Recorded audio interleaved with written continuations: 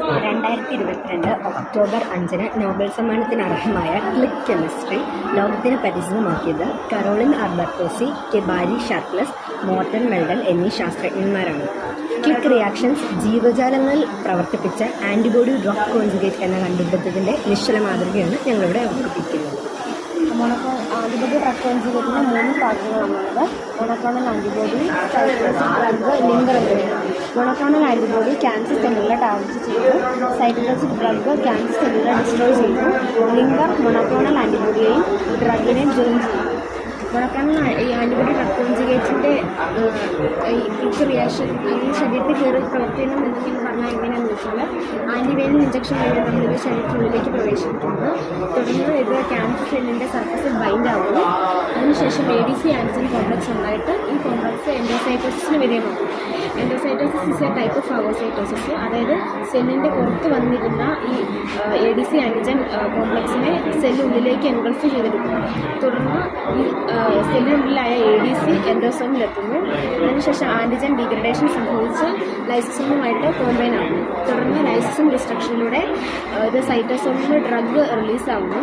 അതിനുശേഷം ക്യാൻസർ സെല്ലുകളുടെ DNA damage വഴി സെൽ ഡെത്ത് സംഭവിക്കുന്നതാണ് ഈ ADC മെക്കാനിസം എന്ന് പറയുന്നത്.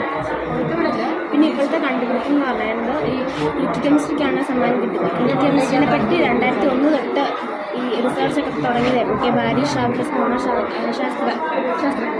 അപ്പോൾ അതൊന്നും ചെയ്തെങ്ങനെയാണെന്ന് വെച്ചാൽ ഹൈലി എനർജറ്റിക് ആയിട്ടുള്ള അസൈഡ് മോളിക്യൂള് റിലേറ്റീവ്ലി ഇനേർട്ടും നാച്ചുറലി റെയറുമായ ആൽക്കൈൻ മോളിക്യൂളുമായിട്ട് കോപ്പർ കാറ്റലിസ്റ്റിൻ്റെ പ്രസൻസിൽ ഒരു റിയാക്ഷൻ നടത്തി. ആ റിയാക്ഷൻ്റെ ഫലമായിട്ട് ട്രയോസോം എന്ന മോളിക്യൂൾ ഉണ്ടായി. ആ ട്രയോസോം എന്ന മോളിക്യൂൾ ഉണ്ടായതാണ് ശാസ്ത്ര ലോകത്തെ വിസ്മയിപ്പിച്ചത്. കാരണം ഒരിക്കലും ഇങ്ങനെ റിയാക്ട് ചെയ്യാത്ത മോളിക്യൂൾസ് നമ്മൾ റിയാക്ട് ചെയ്തു. അപ്പോൾ കോപ്പർ നമ്മുടെ ബോഡിക്ക് ടോക്സിക് ആണെന്നാണ്. അപ്പോൾ നമുക്ക് നമ്മുടെ ബോഡിയിൽ ഇതേ റിയാക്ഷൻ നടത്താൻ സാധിക്കില്ല. അത് കോപ്പർ നമ്മുടെ ബോഡിക്ക് ടോക്സിക് ആയതുകൊണ്ട് നമ്മൾ കോപ്പറിന് പകരം ഗ്ലൈക്കാൻസ് മോളിക്യൂൾസ് ഉപയോഗിച്ചുകൊണ്ട് ഇതേ റിയാക്ഷൻ നടത്തി. അതാണ് ബയോർത്തമിക് കെമിസ്ട്രി എന്ന് പറയുന്നത്. അതാണ് കരോളിൻ ആർബർട്ടോസി എന്ന് പറഞ്ഞ ശാസ്ത്രജ്ഞയ്ക്ക് നോബൽ പ്രൈസ് നേടിക്കൊടുത്തതാണ്. ADC എന്നുള്ള ക്യാൻസർ ട്രീറ്റ്മെൻറ്റിനുള്ള പുതിയൊരു കണ്ടുപിടുത്തമാണ്. സാധാരണ കീമോതെറാപ്പി, റേഡിയേഷൻസ് പോലുള്ള ക്യാൻസർ ട്രീറ്റ്മെൻറ്റ്സിന് കുറേ സൈഡ് എഫക്ട്സ്, മുടി കൊഴിച്ചിൽ, പ്രോട്ടീൻ കുറയുക, പിന്നെ ഹെൽത്ത് സെൽസ് നശിക്കുക, അങ്ങനെ കുറേ സൈഡ് എഫക്ട്സ്. പക്ഷേ ഈ ADC ട്രീറ്റ്മെൻറ്റിന് അങ്ങനത്തെ സൈഡ് എഫക്ട്സ് ഒന്നുമില്ല. ഇത് ക്യാൻസർ സെല്ലിൻ്റെ ഉള്ളിൽ ചെന്ന ഡ്രഗ് റിലീസ് ചെയ്താണ് ഇതിൻ്റെ പ്രവർത്തനം. അതിനാൽ ഇതിന് ഒരു സൈഡ് എഫക്ട്സും ഇല്ല. ക്യാൻസർ രോഗികൾക്ക് ഒരു നല്ല പ്രതീക്ഷ നൽകുന്ന ഒരു പുതിയ കണ്ടുപിടുത്തമാണ് ഈ കെമിസ്ട്രി ADC.